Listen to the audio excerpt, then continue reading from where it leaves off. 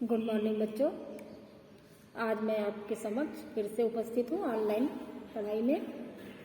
और कल मैंने जो आपको कबीरदास जी के जो दोहे समझाए थे वो सतगुरु महिमा को अंग से लिए गए थे, जो कि नंबर 34 तक मैंने आपको बताया था। उसके बाद में दूसरा शीर्षक आपका शुरू हो जाता है, वो है प्रेम विरह को अंग। प्रेम विरह यानी जब व्यक्ति का लगाव परमात्मा से हो जाता है और उसे उसका सानिध्य नहीं मिल पाता है तो उसकी स्थिति विरह वाली हो जाती है। और ऐसे विरह में जो विरहणी आत्मा की दशा होती है उसके बारे में कबीरदास जी ने प्रेम विरह को अंग के अंतर्गत बताया है। पहला देखिएगा इसका नंबर 35। विरह भुअंगम तन बसै मंत्र न माने कोई, राम वियोगी न जिये जिया तबौरा होई। कबीरदास जी विरह के कारण आत्मा की क्या स्थिति होती है, मनुष्य की क्या स्थिति होती है, प्रेमी जन की क्या स्थिति होती है, उसके बारे में बता रहे हैं। क्या बता रहे हैं कि विरह भुअंगम तन बसै, विरह रूपी सर्प ने तन बसै इस शरीर को अपना निवास स्थान बना लिया है। मंत्र न माने कोई, उस पर कोई मंत्र अथवा युक्ति अपना प्रभाव नहीं डाल पाती है। राम वियोगी ना जिये जिया तबौरा होए। फिर कबीरदास जी कहते हैं कि इस तरह से मैं पूर्णतया राम की वियोगिनी हो गई हूँ और राम का वियोगी बहुत दिनों तक जिंदा नहीं रहता है। शीघ्र ही वह ब्रह्म तत्व को प्राप्त कर लेता है और अगर वो जीवित भी रहता है तो वो बावला हो जाता है। क्यों? क्योंकि उसका अन्य सांसारिक लोगों से संपर्क भी छूट जाता है। अतः वे लोग उसे बावला समझने लगते हैं और उस पर हंसने लगते हैं। तो प्रेम में अगर प्रिय वस्तु पास में नहीं है तो प्रेमी व्यक्ति की दशा बड़ी ही गंभीर हो जाती है, दयनीय हो जाती है और उसकी एकमात्र औषधि है अपनी प्रिय वस्तु का मिल जाना। यहाँ पर जो विरहणी आत्मा है वो परमात्मा रूपी प्रिय को प्राप्त करने के लिए परेशान है और जब तक उसको अपने परमात्मा नहीं मिल जाएंगे तब तक उसकी यही स्थिति बनी रहेगी। इसमें आपका दोहा छंद है, भाषा सदुकड़ी है, अनुप्रास अलंकार है, विरह भुअंगम में रूपक अलंकार है और इसके साथ ही श्रृंगार का वियोग पक्ष भी लिया गया है। अब इसके आगे नेक्स्ट देखिएगा आप लोग। विरह भुअंगम पै सिकरी, किया करे जय घाव, साधु अंग मोड़ना ज्यों भावे त्यों खाओ। विरह रूपी सर्प जब किसी प्रेमी के अंदर प्रवेश कर जाता है तो वो बड़ी से बड़ी विषम परिस्थितियों को भी झेल जाता है और रुक भी नहीं करता है। वही स्थिति का वर्णन करते हुए कबीरदास जी कह रहे हैं कि विरह भुअंगम पै सिकरी, उस विरह रूपी सर्प ने पै सिकरी प्रवेश करके, कहाँ प्रवेश करके? शरीर के अंदर प्रवेश कर लिया है और किया करेजे घाव, और उसने घाव कर दिया है हृदय में जा करके। किंतु साधु अंग मोड़ना जो भावे त्यों खाओ, किंतु इससे संत साधक प्रेमी जन विचलित नहीं होते बल्कि वे पूर्ववत विरह की पीड़ा को सहन करते रहते हैं। विरह रूपी सर्प स्वेच्छा से जिस प्रकार चाहे उनके अंगों को खाता रहता है अर्थात छीण करता रहता है, लेकिन फिर भी उनको कोई आपत्ति नहीं होती है। अर्थात वो उस विरह में इतना लीन हो जाते हैं कि उन्हें हर क्षण केवल उसी ईश्वर के नाम का सुमिरन ही ध्यान रहता है कि हे ईश्वर आप हमसे कब आकर के मिलेंगे और हमारी स्थिति सुधर जाएगी। यहाँ पर भी श्रृंगार का वियोग पक्ष है और भाषा सदुकड़ी, छंद दोहा, विरह भुवंगम रूपक अलंकार, प्रत्येक पंक्ति में अनुप्रास अलंकार है। अब इसके आगे देखते हैं 37 नंबर। अंबर कुंजा कुरलिया गरज भरे सब ताल, जिनते साहिब बिछुरा तिनको कौन हवाल। यहाँ पर भी विरह में क्रॉच पक्षी जब विलाप करता है तो उसके रुदन करने के पश्चात क्या स्थिति होती है उसका वर्णन करते हुए कबीरदास जी कह रहे हैं कि अंबर कुंजा कुरलिया गरज भरे सब ताल। आकाश में क्रॉच पक्षी ने विरह विलाप शुरू किया और उसके रोने से जो धारा बही अश्रु धारा उसने सब तालाबों को भर दिया। जिनते साहिब बिछुरा तिनको कौन हवाल। आकाश में क्रॉच पक्षी या मेघ जैसे किसी के वियोग में गरज कर बरस उठाओ और सब तालाब उसी जल से भर गए हों, फिर जो भगवान से विमुक्त हो गए हैं या वियुक्त हो गए हैं उनकी कैसी दशा रही होगी। यानी जब क्रॉच पक्षी की ये स्थिति है तो जो भगवान से अलग हो गया है भक्त, वो अपने परमात्मा को कैसे प्राप्त करे, वो कितना तड़पड़ा रहा होगा, उसकी स्थिति का कोई भी वर्णन नहीं किया जा सकता है। यहाँ पर क्रॉच पक्षी के माध्यम से साधक की विरह स्थिति का वर्णन किया गया है और आपका अतिशयोक्ति अलंकार है कि क्रॉच पक्षी के रुदन मात्र से ही तालाबों का भर जाना। इसके साथ ही अनुप्रास अलंकार, श्रृंगार का वियोग पक्ष, छंद दोहा, भाषा सदुकड़ी या पंचमेल खिचड़ी। नेक्स्ट देखिएगा 38 नंबर। चकई बिछुरी रैन की आई मिले पर भांति, जे नर बिछुरे राम सो ते दिन मिले न राति। यहाँ पर कबीरदास जी चकई पक्षी की स्थिति का वर्णन करते हैं और उसके पश्चात जो मनुष्य है अपने परमात्मा से जब वो विलग हो जाता है तो उसकी स्थिति क्या बनती है, इन दोनों ही स्थितियों का वर्णन किया है। तो देखिए क्या कहते हैं कबीरदास जी।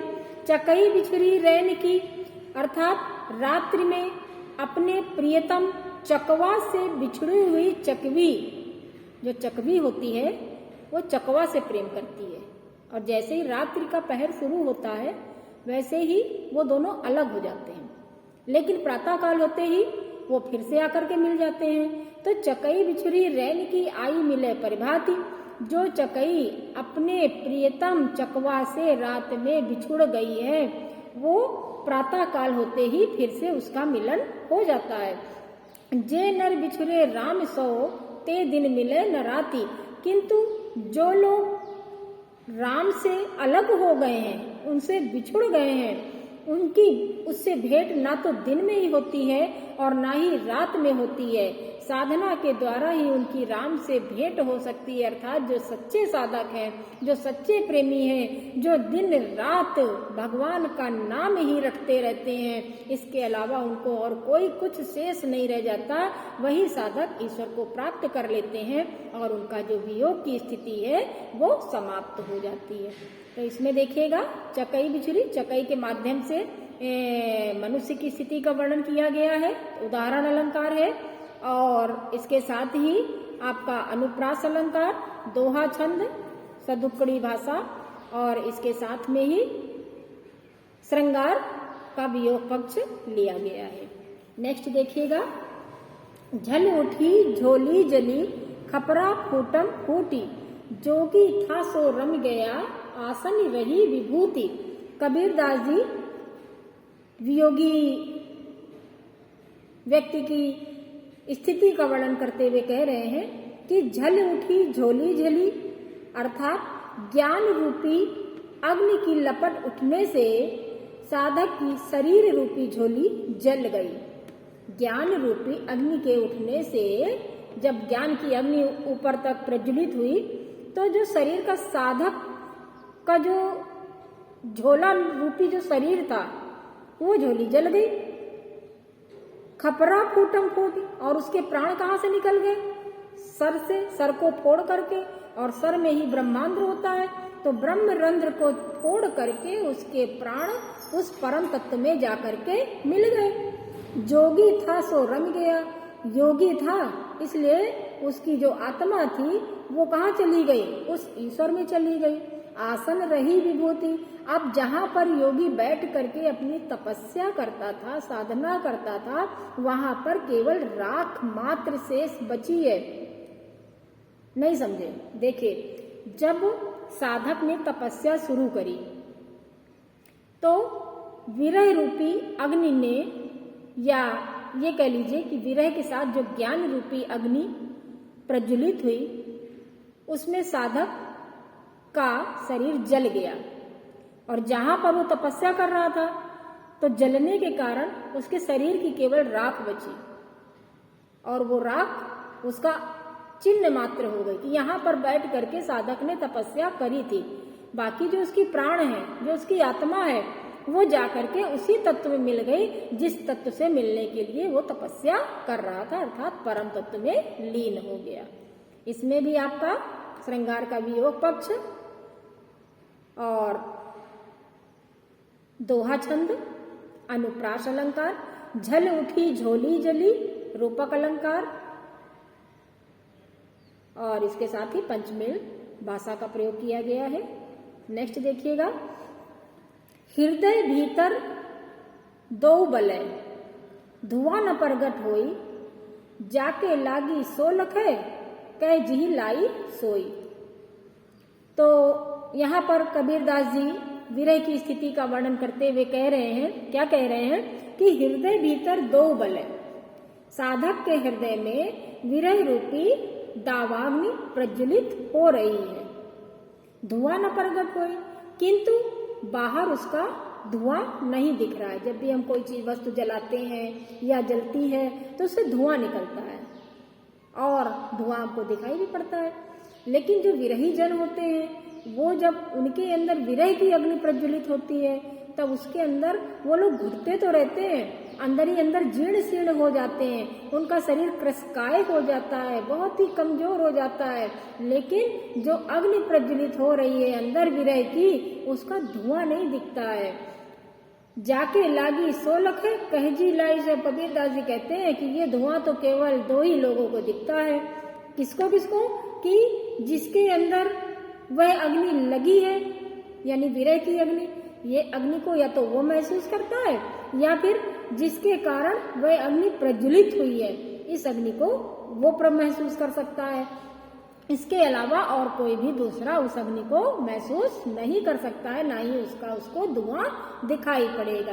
तो जो विरही जन होते हैं उनकी स्थिति सामान्य स्थितियों से अलग हट करके होती है।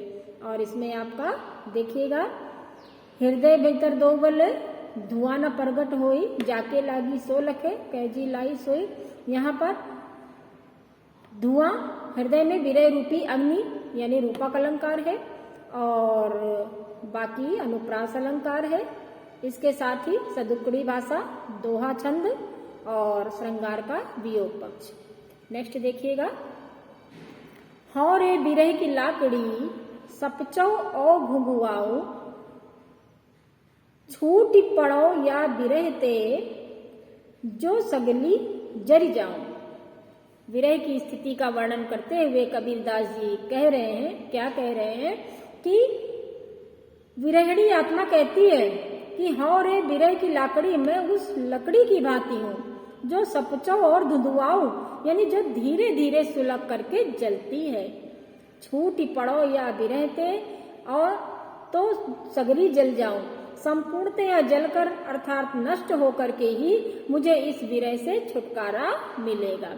जब तक लकड़ी पूरी नहीं जल पाती है तब तक वो सुलगती ही रहती है, सुलगती ही रहती है, और उसका सुलगना तभी बंद होता है जब वो पूरी तरह से जल जाती है। ठीक उसी भांति विरहिणी आत्मा तब तक सुलगेगी जब तक उसके शरीर में शक्ति शेष है, और जैसे उसकी सारी शक्ति समाप्त हो जाएगी उसके शरीर का सुलगना समाप्त हो जाएगा, अर्थात वो विरहिणी आत्मा अपने परम तत्व में जाकर के लीन हो जाएगी। यहाँ पर भी आपका लकड़ी का उदाहरण देकर के विरहिणी की स्थिति का वर्णन किया गया है, इसलिए उदाहरण अलंकार है। और इसके अलावा अनुप्रास अलंकार, दोहा छंद, सदुक्कड़ी भाषा के साथ श्रृंगार का वियोग पक्ष। ठीक है बच्चों, आज के लिए प्रेम विरह को अंग का बस इतना ही, और आप लोग इसको जरूर ध्यान से पढ़िएगा। आशा करती हूँ आपको सब समझ में आ रहा होगा और रिवीजन जरूर करते रहिएगा बच्चों। बस।